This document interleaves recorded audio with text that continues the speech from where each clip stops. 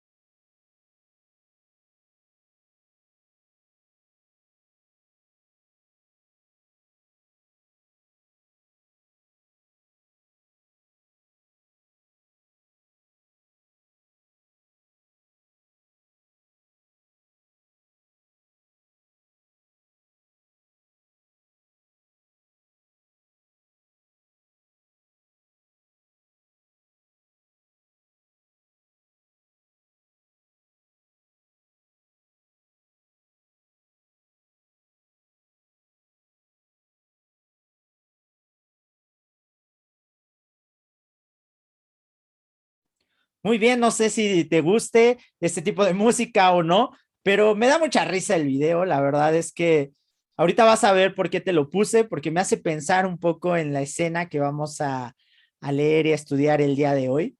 Porque si te diste cuenta, los están persiguiendo por todos lados. Quizás, te digo, te gusta o no la música, no te quedes tanto con eso, ni el grupo, ni nada, sino la escena. Que ves que se esconden y andan por acá y aún así la gente por todos lados sale y los alcanza. Pues vamos a ver en la Biblia algo parecido y te pido que me acompañes justamente a estudiar la palabra. Vámonos de lleno, Marcos 6, 30 al 34.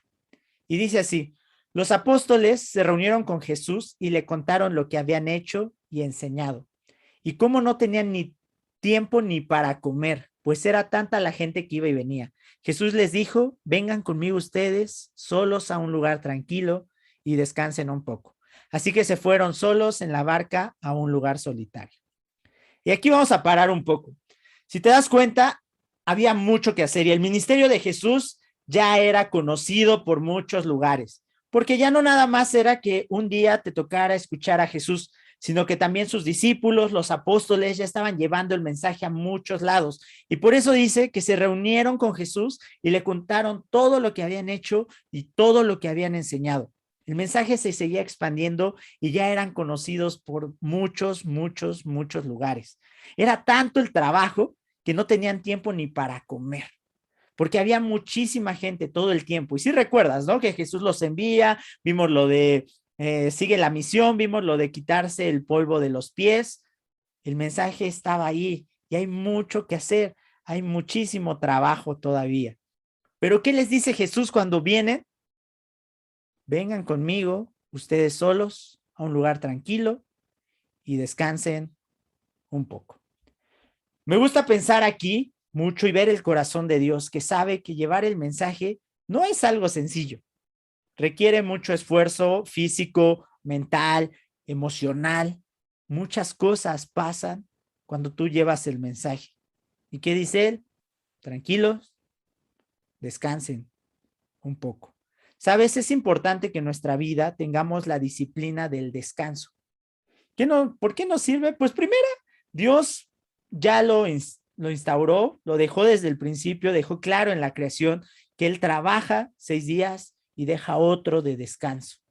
¿Por qué es importante esto? Pues para reponer fuerzas, pero no solamente para eso, sino también para comprender que el único soberano y el que está en control de todas las cosas es Dios, no nosotros, no por mucho hacer, no por mucho trabajar, sino es Dios el que está en control de todo y es detenernos un momento, reflexionar en esto y aceptarlo. También ese descanso nos sirve para poder conectarnos nuevamente con Dios y estar cerca de Él. Entonces, ¿qué tanto tienes la disciplina del trabajo, del descanso? Es importante, trabaja, pero descansa también. Y aquí vemos otra de esas cosas importantes. ¿Quién merece el descanso? El que ha estado trabajando. No nada más el que está ahí de flojo, que no está haciendo nada, sino el que ya hizo bastante, puede descansar. Y quizás pienses en este momento, claro, por eso yo estoy descansando. Ya hice mucho por un tiempo, pero ya me toca descansar aquí en las cosas de Dios, en la iglesia, en el reino. Y así ya te tomaste un año sabático, o fueron 3, o 5, o van 10, o van 20. Y sabes, la realidad es que no puedes tampoco hacer eso, porque dice descansen un poco, solamente un poco, y sigue el trabajo. El trabajo es mucho. Por eso tienes que descansar, pero un poco. Si tú te quedas pensando en tus glorias pasadas y dices, es que hace mucho tiempo, di demasiado y estuve de acá y acá y acá y por eso ya merezco descansar, solamente es un poco, no estás haciendo bien las cosas y necesitas arrepentirte y volver a trabajar, volver a tu misión. No te quedes ahí. Sí es bueno descansar y hay que hacerlo, pero solo un poco y continuar la misión. ¿Ok? ¿Qué tal que esta semana te tomes un tiempo, no nada más para dormir, no nada más para despejarte, sino para conectarte bien con Dios? Un lugar bueno, un lugar solitario. Pensemos en ello. Vamos a seguir, dice el 32. Así que se fueron solos en la barca a un lugar solitario, pero muchos que lo vieron salir los reconocieron y desde todos los poblados corrieron por tierra hasta allá y llegaron antes que ellos. Cuando Jesús desembarcó y vio tanta gente, tuvo compasión de ellos, porque eran como ovejas sin pastor. Así que comenzó a enseñarles muchas cosas. ¿Ya viste por qué te había puesto el video? Porque justamente se me asemeja a esta escena. Ya los discípulos están tranquilos un momento, se van, pero la gente está ahí, los está siguiendo y ven todas las maneras y quizás corren y pasan por muchos lados, llegan antes que ellos. Ya era muy conocido el ministerio de Jesús, de todos pueblos, de todos lugares, corrieron. ¿Y qué hace Jesús? Los ve y siente compasión. ¿Qué es lo que movía a Jesús? Y lo hemos estado viendo a lo largo de este estudio del Evangelio, la compasión. ¿Qué es lo que mueve a Dios el día de hoy? La compasión. ¿Por qué esa compasión? Porque eran como ovejas sin pastor, que no tenían rumbo, que no sabían para dónde iban, que quizás andaban en lugares malos, lugares peligrosos, necesitadas. Así ve Jesús a todas estas personas y comienza a enseñarles muchas cosas. Y creo que es importante que podamos repasar esta palabra de compasión, porque si entendemos su significado, nos va a llevar más allá.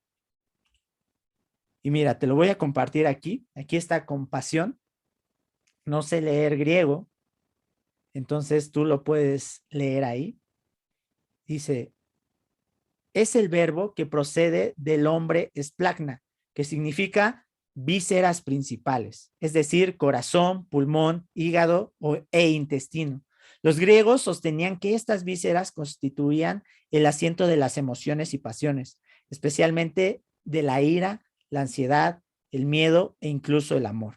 Partiendo de esta idea, se formó en el griego posterior el verbo, ahí está, que significa compadecerse, y de esta misma derivación puede inferirse que no describe una piedad o compasión ordinarias, sino una emoción que conmueve lo más recóndito del ser del hombre. Básicamente, está hablando del interior, de las vísceras, de las entrañas, que es esa compasión que mueve todo dentro del hombre. Esta es la compasión que sentía Jesús. Y me hace pensar y reflexionar un poco en que entonces la compasión no es exactamente llevarla a nuestra mente o a nuestro cerebro. Te voy a poner un ejemplo. Cuando tú ves a alguien en necesidad, quieres ayudar, sientes tristeza, dolor, angustia, preocupación, pero ¿qué tal cuando empiezas a reflexionar y dices, si ayudo a este hombre, a esta mujer, quizás se va a gastar este dinero en otra cosa y mejor no? O ayudo a este hermano, a esta hermana, ¿para qué? Si ya le he dicho muchas veces y va a volver a hacer lo mismo. ¿Lo veo en necesidad? Pues claro, pues estás haciendo las cosas a tu manera y a tu forma y ya te lo repetimos tantas veces. Entonces, si nos damos cuenta, si llevamos esa compasión al cerebro, muchas veces el cerebro nos va a detener. Y es verdad, Dios nos dio un cerebro para que lo usemos, pero también nos dio un corazón. ¿Qué tanto te mueve? Y de repente yo pienso con esto que la compasión es algo que debe de salir más de aquí, del corazón, de las emociones, y llevarlo a la acción. No detenerlo por nuestro pensamiento, por nuestra limitante, sino también tenemos ese corazón para ir más allá. Pues esa era la compasión con la que Jesús veía a sus ovejas perdidas, sin saber a dónde ir, con la que nos ve a nosotros. ¿Y qué aprendemos aquí? El pastor cuida de sus ovejas, le preocupan, las ve y les empieza a enseñar. Fíjate, ¿qué tanto el día de hoy podemos cambiar este concepto y poder llevar esa compasión a todos lados, a los demás? La misma compasión de Jesús en nuestras vidas, nosotros llevarla hacia los demás. Que salga más de aquí y menos de acá. Vamos a continuar. Recuerda, no te estoy diciendo que no lo pensemos, que no nos vayamos a la palabra, pero que sí llevemos las acciones del corazón. y ya de ahí que Dios nos pueda guiar de una mejor manera. Dice del 35 al 38, cuando ya se hizo tarde, fíjate, Jesús enseñando mucho tiempo, se le acercaron sus discípulos y le dijeron, este es un lugar apartado y ya es muy tarde. Despide a la gente para que vayan a los campos y pueblos cercanos y se compren algo de comer. Denles ustedes mismos de comer, contestó Jesús. Eso costaría casi un año de trabajo, objetaron. ¿Quieres que vayamos y gastemos todo ese dinero en pan para darles de comer? ¿Cuántos panes tienen ustedes? Preguntó. Vayan a ver. Después de averiguarlo, le dijeron 5 y 2 pescados. Y como vemos, Jesús estuvo enseñando a la gente muy tarde y viene una petición de los apóstoles, de su gente, de su grupo. Una petición muy extraña. La verdad es que no. Quizás con nuestros ojos espirituales el día de hoy podamos pensar es que qué faltos de fe, es que no estaban viendo que Jesús hacía un milagro, pero la verdad es que lo que ellos estaban diciendo era muy real. Despide a la gente para que vayan a los campos y pueblos cercanos y compren algo de comer. Es demasiada la gente que hay aquí. Son muchas personas. Despídelas. ¿Qué estaba pasando con ellos? Ellos estaban poniendo la necesidad de la gente en sus propias manos. ¿Saben qué? Cada quien arréglese, cada quien vaya y compre y cada quien solucione sus problemas. Eso es muy normal. Y la verdad, y aquí entramos en ese conflicto, porque es la verdad, la realidad contra la fe. Si algo hemos estado viendo también en este estudio de Marcos, es esa realidad versus la fe. Muchas veces es esto lo que vemos, pero la fe es estar convencido de cosas que no vemos. Aquí, ¿qué estaba pasando? Ellos estaban viendo la situación al ras de sus ojos, pero no estaban viendo quién era el que estaba al lado de ellos, el que hacía milagros, el que hacía cosas increíbles, el que podía hacer mucho. Y él los centra nuevamente, Jesús. Denles ustedes mismos de comer. Háganlo ustedes. No dejen a la gente. Jesús tenía compasión y él lo hacía. Siervo, ustedes hagan lo mismo. Y viene la otra objeción. Eso costaría casi un año de trabajo. ¿De verdad quieres que gastemos tanto? Nuevamente la realidad. Y eso es lo que pasa y eso es lo que vemos. Pero ¿qué tanto confiamos? Pero también me hace reflexionar y que pensemos un poco cuántas veces primero nos vamos a lo que no tenemos. Es más fácil identificar qué no tenemos. ¿Sabes? No tengo mucho dinero para ayudar. ¿Sabes? No tengo mucho tiempo que dar. ¿Sabes? No puedo ni hablar bien en público. No tengo tanto carisma. No tengo tanto conocimiento. Y nos vamos. No tengo un lugar. No tengo esto. No tengo lo otro. ¿Qué nos hace Jesús? Nos lleva a ver, hey, momento, ¿qué sí tienes? No que solamente nos quedemos pensando qué no tenemos, sino qué sí tienes. A ver, ¿qué tienen ustedes? Y ya se fijan y sí tenían algo. ¿Pequeñito? Sí, pero sí tenían algo. ¿Qué tal que en este momento podamos hacer una introspección y podamos ver qué sí tenemos? Y esto me lleva a reflexionar o que recordemos otro pasaje. ¿Recuerdas esto? ¿Qué es? Un pequeño grano de mostaza. Pequeñito. Y Jesús en algún momento dice que esto es como el reino de los cielos, algo pequeñito que se va a convertir en algo enorme, un árbol enorme. Pero también habla de la fe. ¿Recuerdas? Que el que tuviera una fe así de pequeña, como un grano de mostaza, podría hacer que se movieran los montes. Esta es una escritura que siempre me gustó, pero se me hizo extraña, y más cuando era más joven, porque me hacía pensar un poco, ¿por qué los montes no se están moviendo todo el tiempo, no? Porque no todo el momento se están moviendo las montañas. ¿A poco no hay nadie que tenga esa fe? Pero te quiero explicar un poquito más. Gracias a Dios he podido estudiar un poco y te quiero compartir esta reflexión. Fíjate, una de las cosas importantes es que ese granito de mostaza, era lo más pequeñito que conocían en el momento. Quizás hubiera sido más acertado que Jesús dijera una fe del tamaño de un átomo, de una partícula, pero ellos no iban a entender nada de eso. Quizás ni nosotros lo entendemos bien, pero era lo más pequeño que conocía. Y a su vez, la montaña ¿Por qué no dijo el universo, el planeta, la galaxia? Porque era de las cosas más grandes que conocían en ese momento. Entonces, básicamente, ¿qué les estaba diciendo? Con esta fe tan pequeñita, con lo más pequeñito que tengas, puedes hacer cosas maravillosas y enormes. Pero todo esto en las manos de Dios. Y piensa, si tienes poco, ponlo en las manos de Dios y veamos qué es lo que pasa. Vamos a ver justamente eso. Y recuerda, la lucha siempre ahí va a estar. La realidad contra la fe. Pero ¿a quién le vas a hacer caso? ¿A lo que estás viendo o al que está a tu lado y el que pueda hacer grandes, grandes cosas? Vamos a ver qué pasó en el 39 al 44. Entonces les mandó que hicieran que la gente se sentara por grupos sobre la hierba verde. Así que ellos se acomodaron en grupos de 100 y de 50. Jesús tomó los 5 panes y los 2 pescados y mirando al cielo los bendijo. Luego partió los panes y se los dio a los discípulos para que se los repartieran a la gente.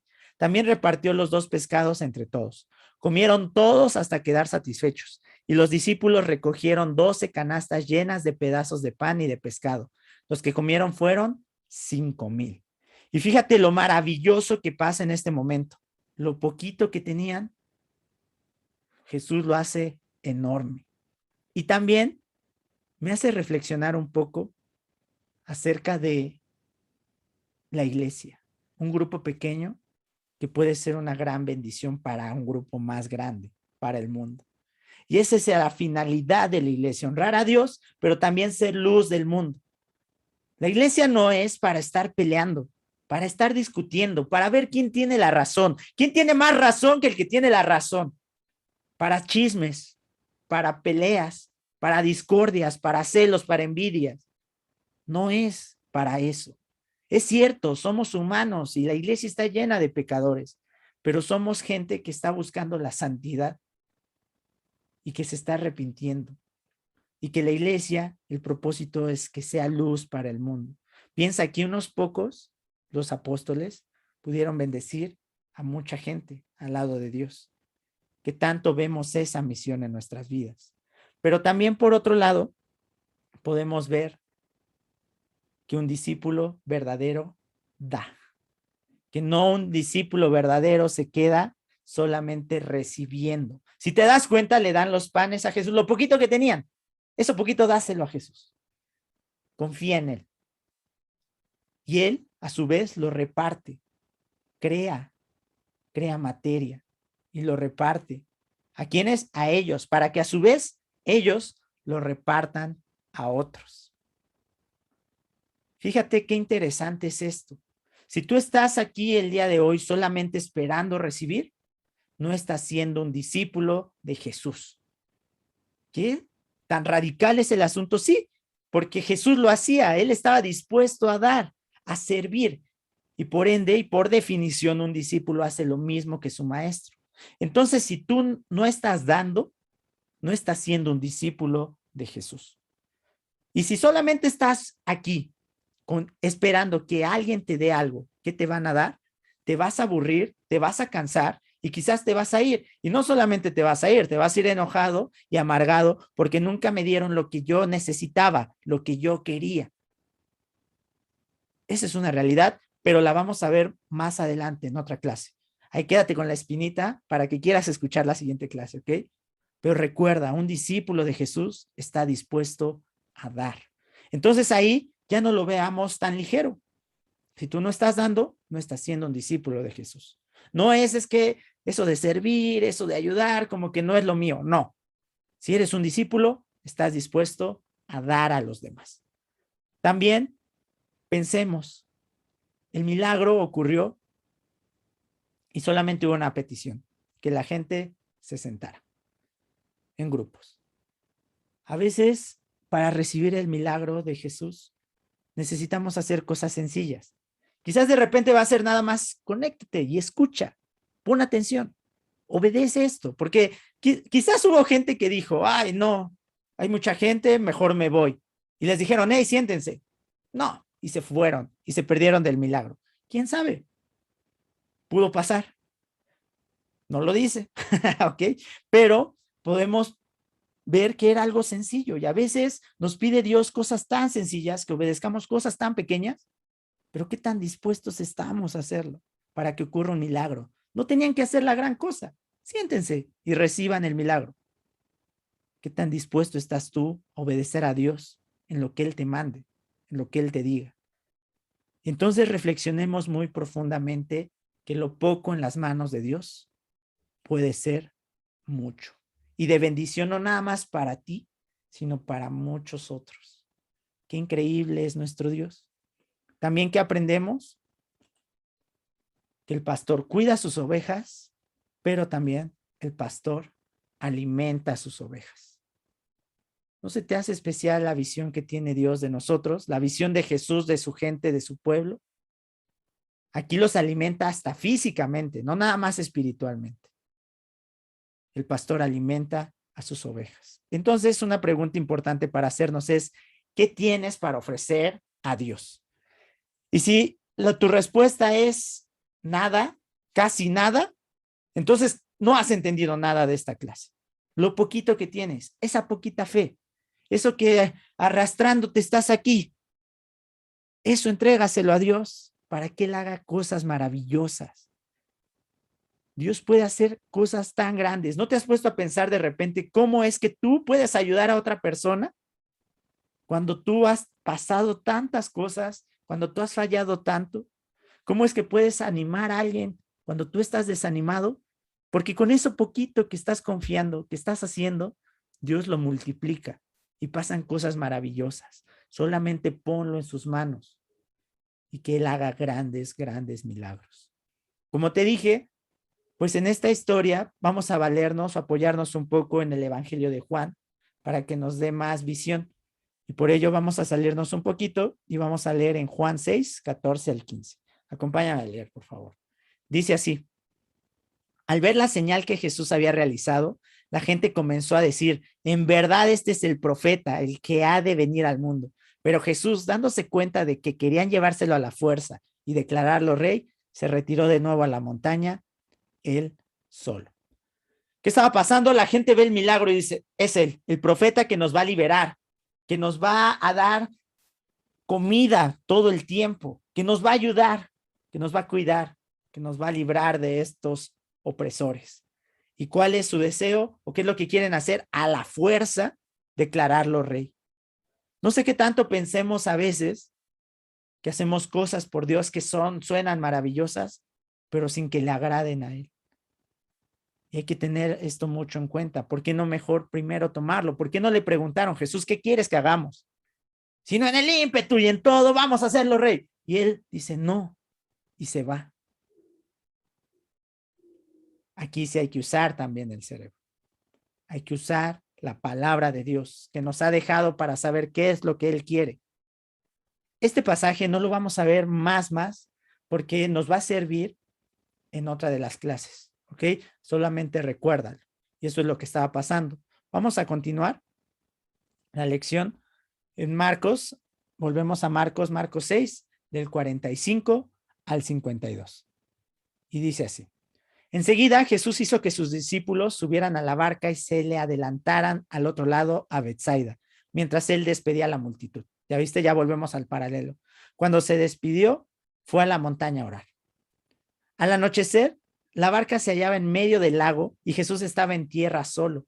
En la madrugada vio que los discípulos hacían grandes esfuerzos para remar, pues tenían el viento en contra. Se acercó a ellos, caminando sobre el lago, e iba a pasarlos de largo. Los discípulos, al verlo caminar sobre el agua, creyeron que era un fantasma y se pusieron a gritar, llenos de miedo por lo que veían. Pero él habló enseguida con ellos y les dijo, cálmense, soy yo, no tengan miedo. Subió entonces a la barca con ellos y el viento se calmó. Estaban sumamente asombrados porque tenían la mente embotada y no habían comprendido lo de los panes. ¿Qué pasa aquí? ¿Sabes? Jesús, siendo quien era, no podía sustituir la relación con su Padre.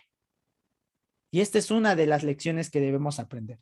¿Sabes? Ahora en este nuevo rol que Dios me permite llevar a cabo, escuchas muchas cosas. Y hay muchas situaciones y agota y cansa. Por eso hay que ir y depositarlo en el Padre. Si tú estás cansado, estás cargado, tu relación con Dios es la que te va a dar ese descanso. Jesús lo sabía y por eso se va a la montaña a orar. Imagina todo lo que estaba pasando. Ya había grupo de oposición, ya había la gente, una multitud, ya no podía andar y caminar por todos lados tranquilo. Muchos problemas, muchas situaciones. ¿Recuerdas? Compasión del corazón. Imagínate ver tanto dolor. Él va y ora. ¿Podemos buscar muchas cosas? Eso es lo que debemos de hacer. Ir y orar. Ya era tarde, ya era noche. Y Jesús está atendiendo sus necesidades con el Padre, pero ve que sus discípulos están teniendo problemas, necesidades, y está dispuesto a dejarlas de lado para ir a ayudarlos. Recuerda, era un momento complicado. No hacía mucho que también habían matado a su primo, a Juan el Bautista. Muchos sentimientos, muchas emociones, pero Jesús dispuesto a ayudar. Siervo sufriente. ¿Ya ves cómo tiene sentido ese título? En medio de sus necesidades, de lo que él estaba sintiendo pasando, decide servir a los demás. Qué gran ejemplo. Se acerca a ellos porque ve que están remando en contra. La vida de un discípulo muchas veces es así, remar en contra, y cansa y es complicado, pero Dios no es indiferente a eso. Se acerca. Y es un pasaje extraño, que realmente tendríamos que haber estado ahí para saber exactamente qué pasó. Dice que pensaron que era un fantasma. ¿Sabes? El miedo, muchas veces los problemas, las dificultades nos hacen ver cosas que no están. Vemos a Dios de una manera muy diferente, pero siempre Él nos va a tomar y nos va a decir, cálmense. En medio de la tormenta, de la necesidad, es fácil olvidar las cosas que habían pasado. Jesús ya había calmado una tormenta. ¿Recuerdas? Jesús ya había hecho grandes cosas, pero se nos olvida así. A ellos se les olvidó enseguida y a nosotros nos pasa lo mismo. Quizás hoy te vas muy animado y al ratito ya se te olvidó. Y otra vez estás dudando del amor de Dios. Y otra vez estás pensando, si me quiere, si me ama, si ve por mí. Eso pasa, pero Él nos dice nuevamente, cálmense, soy yo. No tengan miedo. El miedo es un obstáculo enorme. Él nos dice, veme a mí, confía en mí, aquí estoy, soy yo, yo soy. Subió entonces a la barca y todo se calmó. Ellos estaban muy asombrados y dice que tenían la mente embotada. Habían pasado muchas cosas y no habían comprendido lo de los panes. Acababa de pasar. Si de repente nosotros pensamos, es que quiero ver para creer, ya has visto cosas, recuérdalo, el camino que Dios eligió para seguirlo es la fe, porque la fe es más fuerte que solamente la evidencia y verlo un momento. Ellos lo acababan de ver y su mente estaba embotada entre tantas cosas. No alcanzaban a comprender todo y se olvidaron de quién era Jesús, el milagro que había hecho y confiar en él. Más bien sigamos el camino de la fe, no de ver cosas. Creamos y vamos a ver cosas y vas a ver cosas, pero creamos más que solamente esperemos a ver. Aquí está una clara muestra de ello. Por algo Dios dijo, mejor a través de la fe y no de las evidencias. Y eso lo vamos a ver un poquito más adelante también. Vamos terminando a la última sección de este pasaje. Dice del 53 al 56. Después de cruzar el lago, llegaron a tierra de Genesaret y atracaron allí. Bueno, aquí quiero decirte un detalle importante. No encontré exactamente esto, pero me hace pensar que este Genesaret, la región de los Gerasenos, pues era la misma donde hubo el pasaje del endemoniado, ¿recuerdas? ¿Sí? Quizás. Y si sí, nos puede ayudar a entender algunas cosas. De todos modos vamos a entender otras, pero esto me hace pensar ahí que llegaron. ¿Y recuerdas cómo acabaron en esa ocasión? Le dijeron a Jesús, mejor vete. Aquí, ¿qué dice? En el 54, al bajar ellos de la barca, la gente enseguida reconoció a Jesús. Pues claro, Jesús ya era más conocido, ya era más famoso por todos lados. Lo siguieron por toda aquella región y a donde oían que él estaba, le llevaban en camilla a los que tenían enfermedades. Y donde quiera que iba, en pueblos, ciudades o caseríos, colocaban a los enfermos en las plazas, le suplicaban que les permitiera tocar siquiera el borde de su manto, y quienes lo tocaban quedaban sanos. ¿Te recuerda a otros pasajes? Camillas, alguien que abrieron el techo y bajaron a un hombre en camillas, o una mujer que se acercó a él y tocó su manto. Ahora ya querían todos tocar el manto. ¿Sabes? Esto me hace pensar mucho que tu ejemplo de fe puede impactar muchas vidas. Quizás era el endemoniado. Ahora la gente ya sabía. La misión del endemoniado fue: ve y predica. Ve y lleva el mensaje. Más seguro es que lo cumplió, y por eso la gente ya conocía a Jesús. También la mujer que tuvo esa fe suficiente para tocarle el manto y sanarse. Y ahora todos veían que ahí estaba el poder de Dios. También estos hombres que bajaron a alguien en las camillas, y ahora llevémosle las camillas, llevémosle los enfermos. Fíjate, tu ejemplo de fe puede bendecir a muchísimas personas. No te canses. Puedes dar un testimonio increíble. Aquí había hombres, mujeres que daban testimonio increíble con sus vidas del poder de Jesús, que hicieron que mucha gente quisiera venir a Jesús. También, ¿qué vemos aquí? Pues Jesús siempre está dispuesto a ayudarnos en nuestra necesidad. Estaba dispuesto a escuchar por compasión, por el corazón, a verlos, a enseñarles, a alimentarlos, a sanarlos.